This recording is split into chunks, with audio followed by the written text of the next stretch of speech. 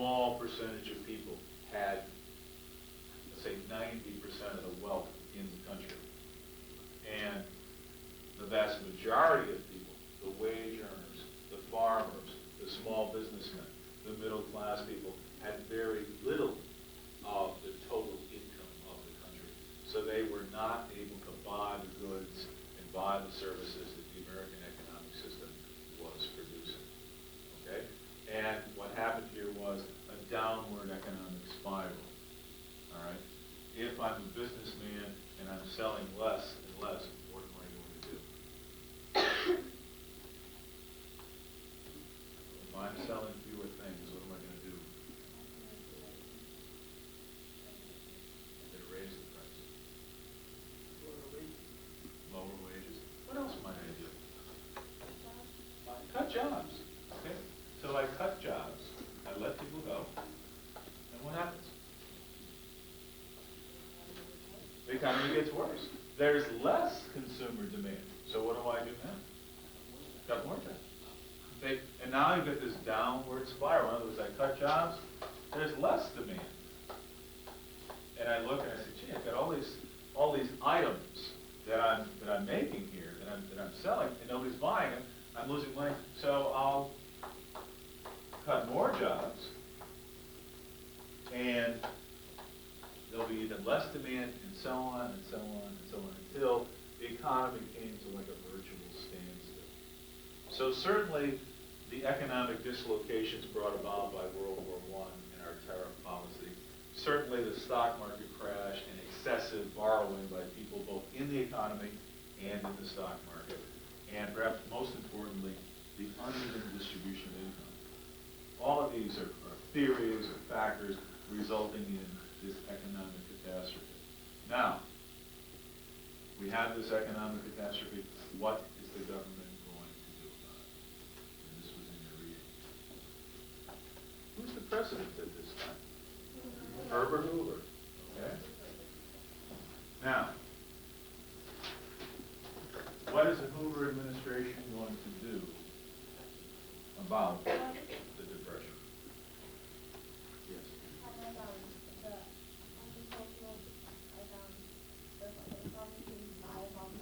Okay. The Hoover administration is going to try to buy up farm surpluses. Please don't answer that, okay? The Hoover administration is going to try to buy up farm surpluses. Not all of the farm surpluses, but certainly a portion of the farm surpluses. By doing this, they felt that they could raise farmers' prices and improve the economic position of the farmer. So that's one thing that the Hoover administration was going to try to do, buy up farm surpluses. Anything else? What kind of government?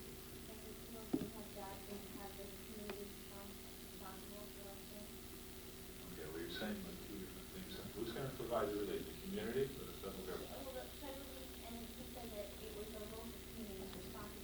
Okay. The Hoover administration said it was the local community's responsibility to provide relief. The federal government under the Hoover administration would have a policy of no direct relief. It was the local community. The Hoover administration, no direct relief. In other words, the government is not going to give you money. The local community can give you the money.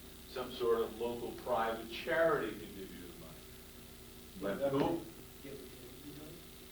In some cases they did. What the Hoover administration would do would be they'd have public works. That they would do. All right? So, okay, we're going to build Hoover Dam, let's say, or something like that. Certainly the federal money would be put into the community. Workers would be hired, construction companies would get money, this sort of thing. But in terms of direct relief to people, the Hoover administration would not do that. In other words, you come in and you say, I'm poor, I'm starving, I need money. And the Hoover administration would say, see your local community about that. All right? Hoover felt that was not the job of the federal government to provide direct relief to people.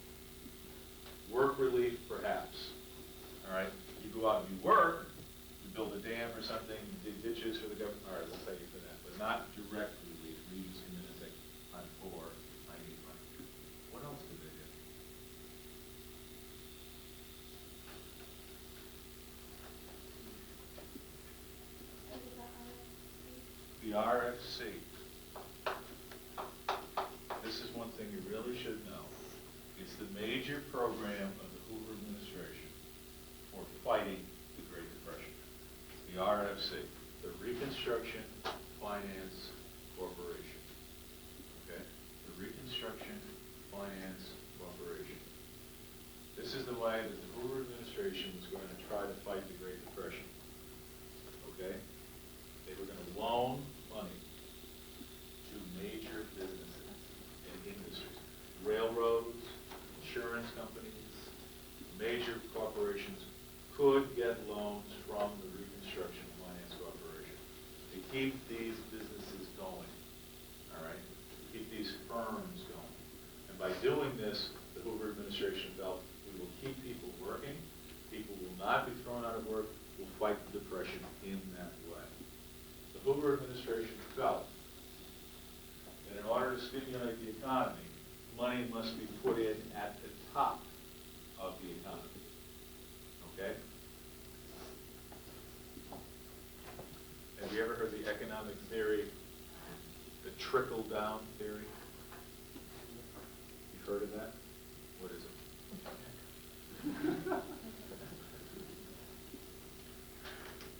What's the trickle-down theory of economics?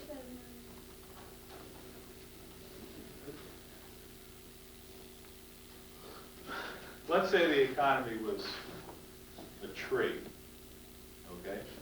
I'll draw a tree for you. I can see why I'm not an art teacher. Bob Ross. Who? Bob Ross. Oh, he's a painter? He's got great brain. Oh, that guy. I mean, on PBS, you know, he draws like mountains and stuff. Okay, it's a tree. Okay, all right, so much for Bob Ross. Let's say that this is the economy, all right? And you want to improve the economy.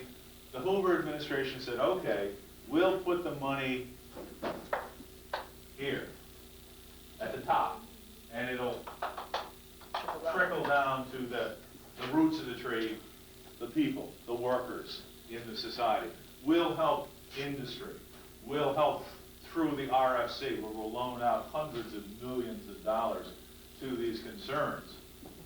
And by doing this, that'll stimulate the economy and the workers will benefit. But the benefits have to trickle down. All right? And this is the so-called trickle-down theory of economics, where you put money in at the top of the economy. Businesses, industry, the railroads, insurance companies, banks, institutions that if you let collapse would drive thousands of people out of work. People's savings would be wiped out. So the Hoover administration said, this is where we should put our money. And that's what the RFC was trying to do.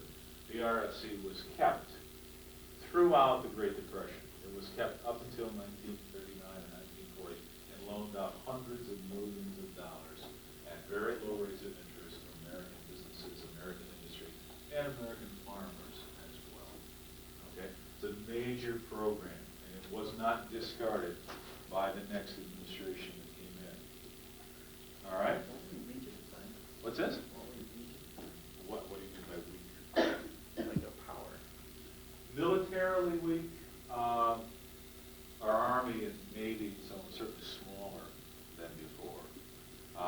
World War I, of course, we had a huge Navy, we had a huge Army, but that was all actually reduced during the 1920s. When we talk about foreign policy in the 1920s, you'll see that we took steps to reduce the size of our Navy. We dismantled some of our ships, we sank some of our ships.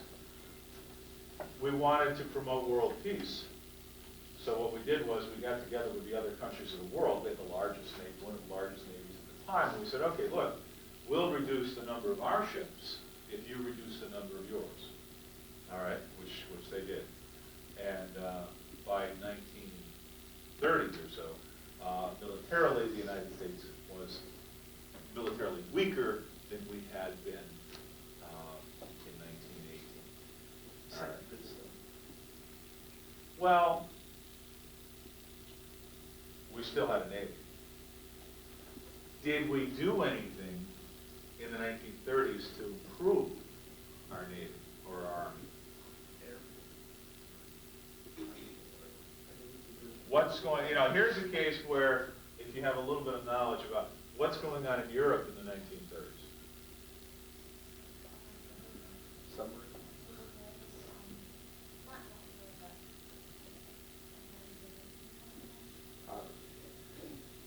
Who's on the rise? Nazi Germany is on the rise. And of course, by mid-1930s, by 1935, we are becoming increasingly concerned about this. So we will start to build up our military power as well. Okay? So by 1938, we're spending enormous amounts of money on military. We're expanding our Navy. We're starting to a military preparedness program. Does spending on the military help the economy? Yes, sure it does. If we're putting people back to work building aircraft carriers or battleships or something like that, it certainly does stimulate the economy, and that would do that. When Pearl Harbor takes place, when we go into World War II, is unemployment a problem anymore? No. Everybody's working, essentially. If you're not working, you're in the Army, you're in the Navy, everybody's at work, unemployment virtually vanishes, virtually disappears, because now the economy is stimulated tremendously, where the government is spending all this money on war. All right, but from 1929, with the stock market crash taking place, until 1939, when World War II breaks out, we have a depression. We have a serious economic problem. And the Hoover administration is trying to come to grips with this problem. And their idea is, okay, we'll help the economy from the top down. And their agencies would try to do that. Well, what happened to Herbert Hoover? He was not reelected. The American people, as we just learned in the last election, if you're the president and the economy isn't doing well, what are the people going to do? They're going to vote for somebody else. All right? We had a recession. People are angry. I'm out of work. The stock market's not doing well. I'm not happy. Okay, I'm going to vote for a change. George Bush, who was one of the highest ranked presidents ever in the popularity polls, was not reelected because the economy went sour. And people said, well, the economic issues are very, very important to me. I want a job. I don't have one. I'm going to vote for Bill Clinton instead of George Bush. I want to change. Maybe that'll stimulate the economy. And that's one of the big reasons, I think, that George Bush was not reelected, even though he had been such a popular president. All right? So Hoover tries these things. They try public works. They try ERC. They provide purchasing programs for farmers. They were buying up some of the farm surpluses. Not enough. They cut taxes. Not enough. Most people didn't pay taxes anyway. The tax rates were lowered. So the Hoover administration was trying to do things to try to promote economic recovery. Most of their measures failed because they didn't go far enough. Now, what happens in 1932? In the election of 1932, we have a choice. We have Herbert Hoover, or we have Franklin, Delano, Roosevelt. And what does Hoover promise for the American people? What's Hoover's program? What does Hoover promise? Oh, that's what Roosevelt promised. Right. Hoover promises more of the same. Trickle-down economics. We're going to help big business. We're going to continue doing what we're doing, and that worked. Recovery is just around the corner. Prosperity is just around the corner. This is what Hoover was saying. Roosevelt says, the New Deal. And as we'll see in the next chapter, Roosevelt really didn't know what the New Deal was going to be when he said it. He was going to try things out and see if they worked. And if they didn't work, we'll get rid of that, and we'll try something new. And if this works, then we'll keep it. Okay, so Roosevelt's saying, a new deal for the American people. When, do you know anything about Roosevelt? New York State, okay. What position did he hold in New York State? He had been governor of New York. What else did he do before that?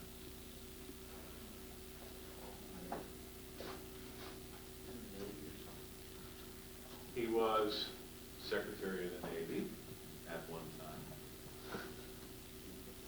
Good guess. Why is that a good guess?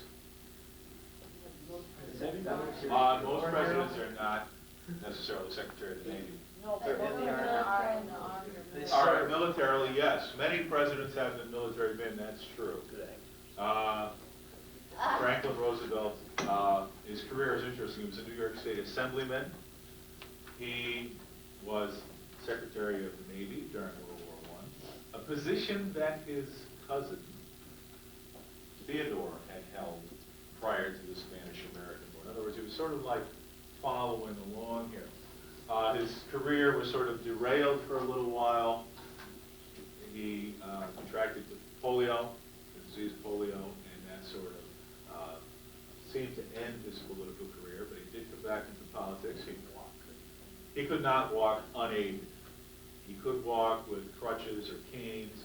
His son would help him to walk, and if you watch some of the films that you see in here, one of his sons is holding him. They're walking like arm in arm, but the son is basically holding him up as they're walking along.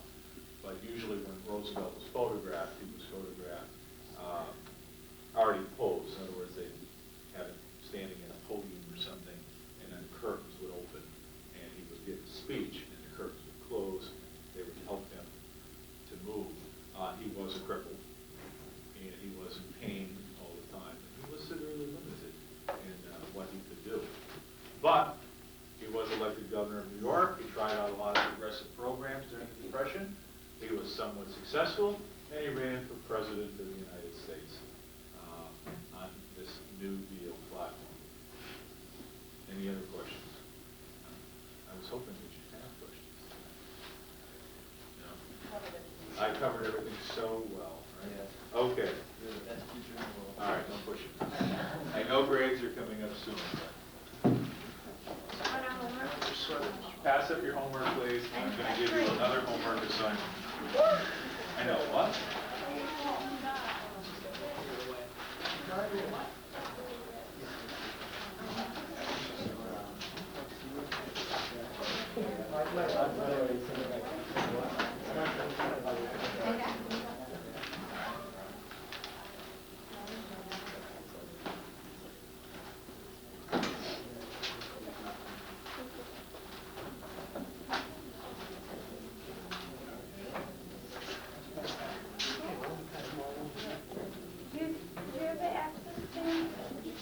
The attendance sheet, the absent thingy, did you say? I'm sorry, no, I don't have it yet. As soon as I get it, I'll rush it to you. And, you're not supposed to see those anyway. That's a stupid rule. That's a stupid rule. I don't make the stupid rules. I You let us get all the other times. True. Wise guy. Like, On page 295, I'd like you to do the identification and number 3. Now, this is due on Friday. Okay? What we're going to do tomorrow, you're not coming Friday? Is there a trip or something? no, we just don't want to. Oh. What I'd like you to do, what we're going to do tomorrow is, I've got a film for tomorrow on the 1920s, basically on the whole period of the 1920s. It'll take most of the class time. All right? What's this? Is it a lovely film? It's a lovely film. I'm sorry I said that one time. It's come back to haunt me. It's a good film. It's a good film. I told Justin, you know about I know. that? Not right now.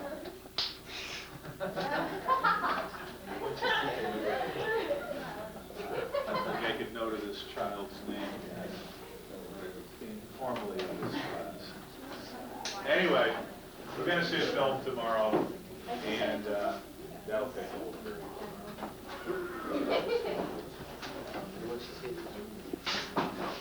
I was hoping we'd get more discussion. You want to go to the back?